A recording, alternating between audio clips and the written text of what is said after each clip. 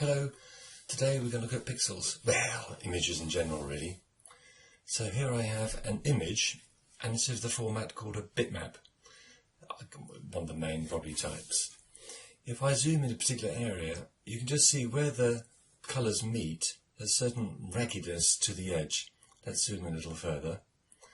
Each of those sort of sections there is actually an individual square, and if we break it down to the one square, you can see that that is a pixel. Now, pixel is a combination word. It's two words, picture and element, pushed together. Together, the pic part of the picture has become an X, so pixel. Let's have a look at this in a bit more simple version. So this smiley face in a 10 by 10, I've got two colours. I've got this kind of dark grey and a kind of light grey. Now, the system could represent each of those colours by a number. So every dark grey here can be represented by a 0. Every time I've got a light grey here, it can be represented by the number 1. And that's sort of how the system determines which colour is which. And the depth, or how deep that colour is dependent on the bit depth. So my blacks and the whites is called 1 bit, either a 0 or a 1, a white or a black. And you can sort of roughly work out what the image out is from there, but not an awful lot of detail. I could up the number of bits for each of those individual squares, so these can be almost viewed like kind of coordinates. So 4 bits give me a kind of bit of a grey, and you can see an understanding really of what the image is that's coming from here.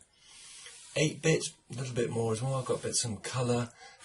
You probably have seen 8-bit graphics with old graphic games. 256 colours. 16-bit, I can see that I've got a lot more going on in there. Probably 24-bit is probably similar to the way that would look.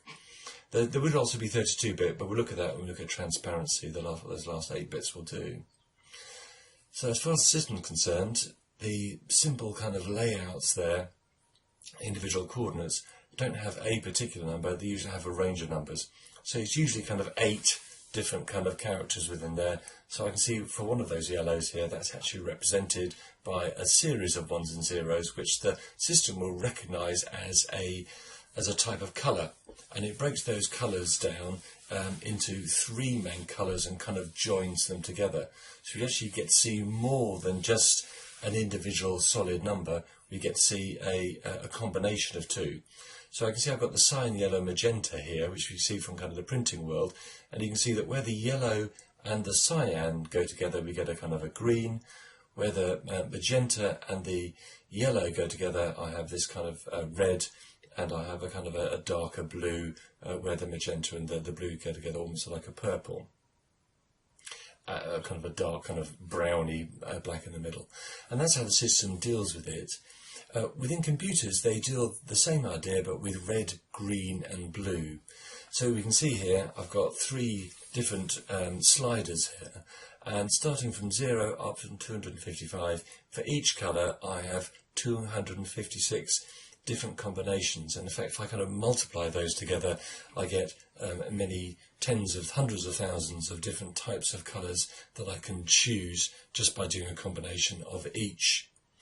Now, when you're sending an image through, say, over the internet, some images are quite large, so we have to look at compression.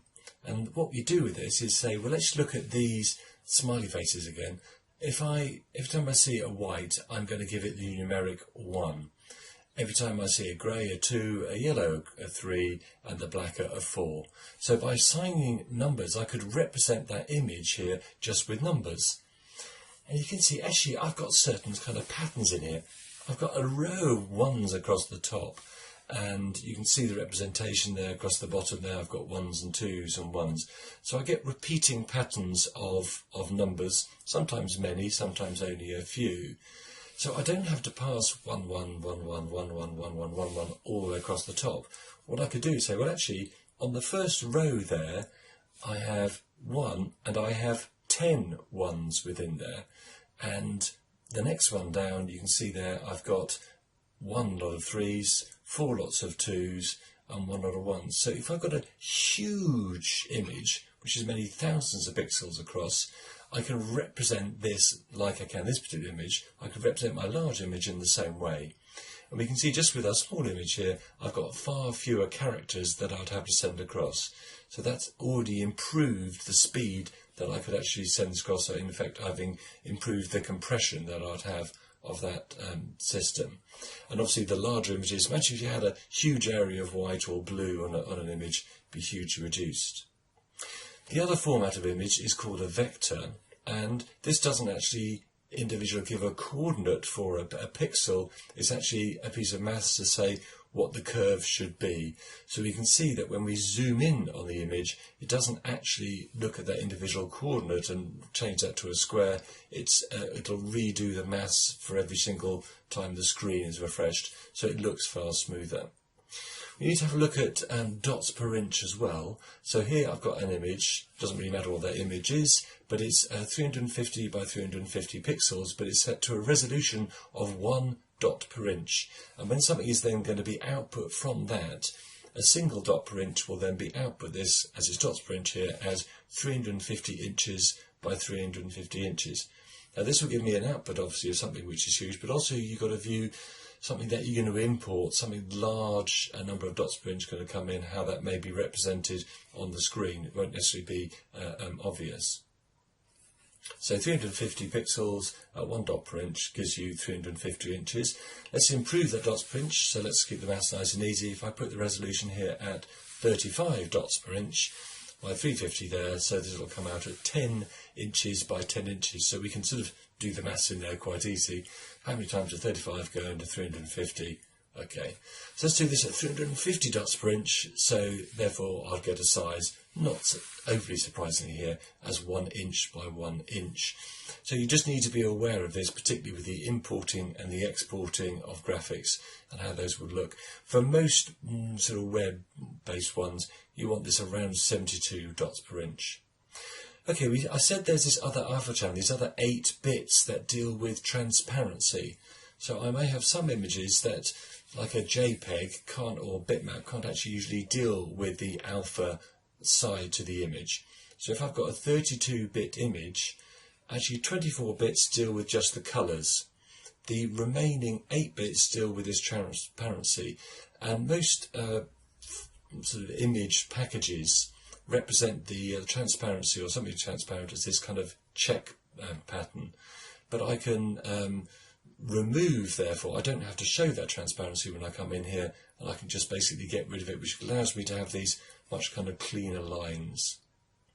Okay, the different file types you get with these, so for the bitmaps, the compressed types are the JPEGs, PNGs are the GIFs, the uncompressed here are the TIFFs and the bitmaps, and the vectors ones are the SWIFTs, the kind of flash ones, scalable vector ones, and the Adobe Illustrator and the AO ones there.